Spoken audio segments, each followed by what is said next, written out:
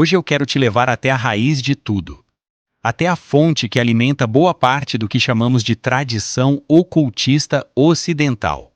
Estou falando do hermetismo. Você já deve ter ouvido esse termo circulando por aí, em vídeos, em livros, em conversas de quem estuda esoterismo. Mas poucos param para explicar de onde ele vem de verdade. E é isso que eu vou fazer agora. Vou te mostrar a origem, os personagens envolvidos e os textos que sustentam essa tradição até hoje. Vamos começar pelo nome. Hermetismo vem de Hermes. E aqui já surge o primeiro ponto que confunde muita gente, porque existem, na verdade, duas figuras distintas que se fundem numa terceira. E entender essa fusão é entender o próprio hermetismo. A primeira figura é Hermes, o deus grego, filho de Zeus e da ninfa Maia. Hermes era o mensageiro dos deuses, aquele que transitava entre os mundos, entre o Olimpo e a terra dos homens, entre o mundo dos vivos e o submundo.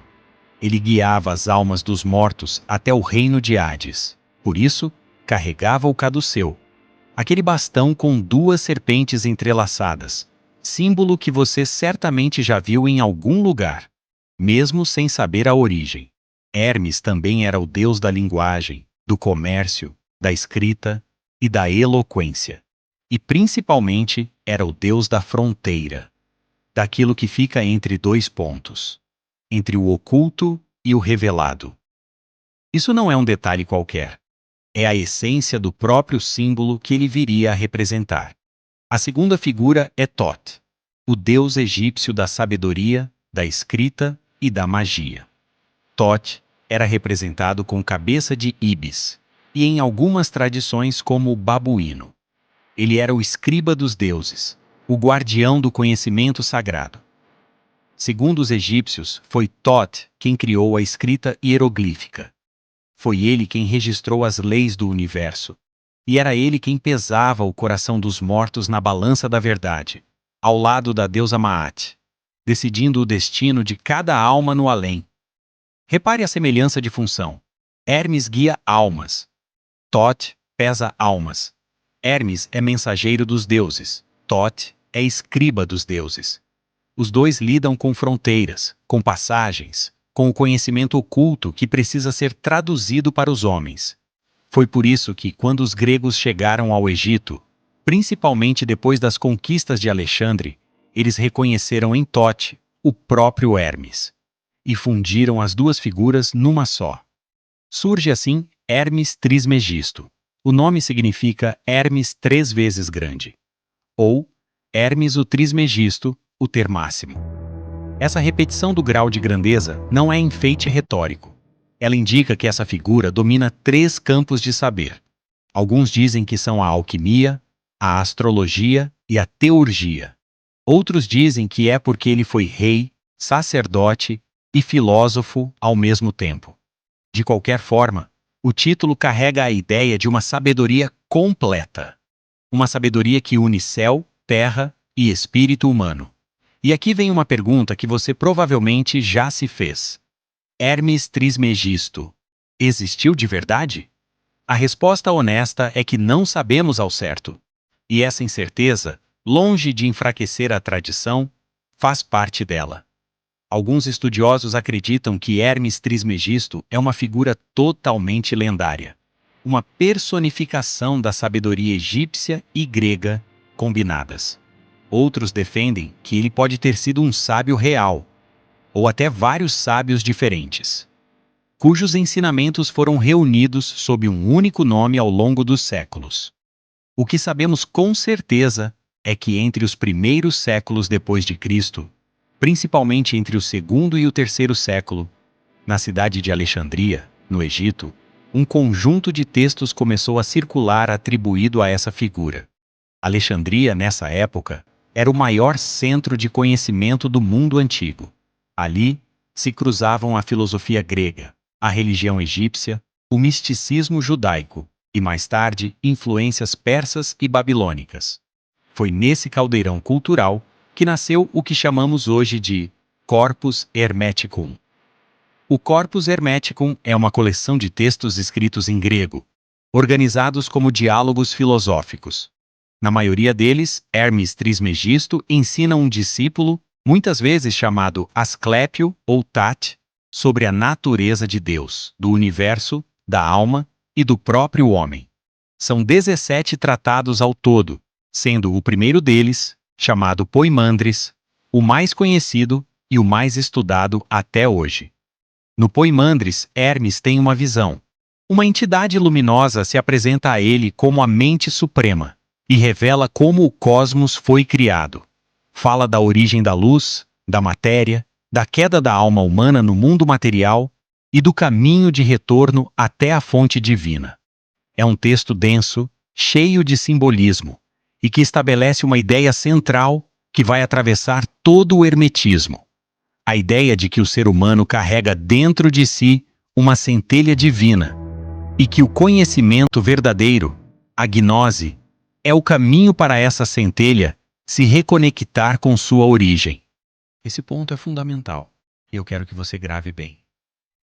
O hermetismo não trata o conhecimento como acúmulo de informação.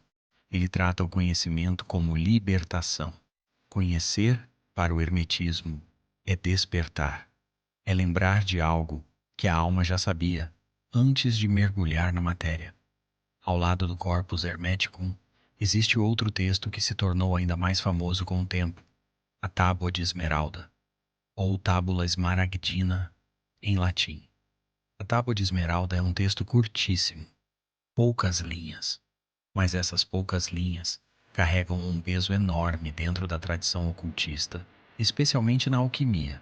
A lenda diz que o texto estava gravado numa placa de esmeralda encontrada dentro do túmulo de Hermes Trismegisto, segurada nas mãos do próprio cadáver ou escondida sob uma estátua. Existem várias versões dessa lenda, e nenhuma delas precisa ser tomada como fato histórico. O valor está no conteúdo, não na origem física da pedra. E o conteúdo da Tábua de Esmeralda gira em torno de uma frase que se tornou praticamente um lema do ocultismo ocidental. Assim em cima, assim embaixo. Essa frase resume o princípio de correspondência, a ideia de que existe uma relação direta entre o mundo espiritual e o mundo material, entre o macrocosmo, que é o universo inteiro, e o microcosmo, que é o ser humano. O que acontece num plano se reflete no outro. Estudar as leis do céu é entender as leis da terra. Estudar o próprio corpo e a própria mente é entender o funcionamento do cosmos. Esse princípio se tornou a base filosófica da alquimia. Os alquimistas usavam a tábua de esmeralda como um roteiro simbólico para o processo de transformação da matéria, que era, ao mesmo tempo, um processo de transformação interior. Transformar chumbo em ouro não era apenas uma operação química, era uma metáfora para a transmutação da alma grosseira em alma iluminada. Agora, um salto no tempo. Vamos até o início do século XX, mais precisamente até 1908, quando surge um livro que reorganizou e popularizou os princípios do hermetismo de uma forma completamente nova. Esse livro se chama O Kybalion. O Kybalion foi publicado nos Estados Unidos de forma anônima, assinado apenas como obra de 3 iniciados. Até hoje se discute quem realmente escreveu o livro. A teoria mais aceita aponta para William Walker Atkinson, um autor ligado ao movimento do Novo Pensamento, que teria trabalhado sozinho ou em conjunto com outros escritores da época. O Kybalion não é um texto antigo. Isso precisa ficar muito claro. Ele foi escrito no início do século XX, dentro de um contexto cultural específico dos Estados Unidos, influenciado por correntes espiritualistas e filosóficas daquele período. Mas o livro se apresenta como uma síntese da sabedoria hermética antiga, organizando o pensamento de Hermes Trismegisto em 7 princípios. O primeiro é o princípio do mentalismo, que afirma que o universo é mental, que tudo existe primeiro como pensamento O segundo é o princípio de correspondência, o mesmo assim em cima, assim embaixo da tábua de esmeralda. O terceiro é o princípio da vibração, que afirma que nada está parado, tudo se move, tudo vibra em alguma frequência. O quarto é o princípio da polaridade, que diz que tudo tem seu oposto e que os opostos são, na verdade, graus diferentes da mesma coisa. O quinto é o princípio do ritmo, que fala do fluxo e refluxo constante de todas as coisas. O sexto é o princípio de causa e efeito, que afirma que nada acontece por acaso, tudo tem sua causa. E o sétimo é o princípio de gênero, que fala da presença do masculino e do feminino em todos os planos da criação, não apenas no plano físico. Esses 7 princípios se tornaram, para muita gente, a porta de entrada mais acessível ao hermetismo. E é importante que você entenda a diferença entre duas coisas. Uma coisa é o hermetismo histórico, nascido em Alexandria, expresso no Corpus Hermeticum e na Tábua de Esmeralda. Outra coisa é o hermetismo moderno, reinterpretado pelo Kybalion, que simplifica e adapta esses conceitos para uma linguagem mais direta e aplicável. As duas vertentes têm valor, mas confundir uma com a outra é um erro comum que eu vejo o tempo todo em quem está começando nesse caminho. O Corpus Hermeticum fala de gnose, de queda e ascensão da alma, de contemplação do divino. O Kybalion fala de princípios práticos de funcionamento do universo, com uma linguagem quase didática, quase técnica. São camadas diferentes da mesma árvore, e aqui eu quero fechar esse ensinamento com o que realmente importa. Por que estudar hermetismo faz diferença na sua caminhada? O hermetismo te ensina que você não é uma criatura isolada, jogada aleatoriamente num universo indiferente. Ele te ensina que existe uma correspondência entre você e tudo que existe, que sua mente tem um poder criador, que sua transformação interior reflete e é refletida pelo mundo ao seu redor. Essa não é uma filosofia de resignação, é uma filosofia de responsabilidade e de poder pessoal. Quando você entende que o que está acima é o mesmo que está embaixo, você para de esperar que a mudança venha de fora. Você entende que o trabalho começa dentro de você, na sua mente, nos seus princípios, na sua vibração, como diria o Kybalion. E esse entendimento é o primeiro passo real de qualquer caminho iniciático sério. Hermes Trismegisto, seja ele um homem, um mito ou uma síntese de vários sábios esquecidos pelo tempo, deixou um legado que atravessou 2000 anos e continua vivo hoje, nesse exato momento na sua tela.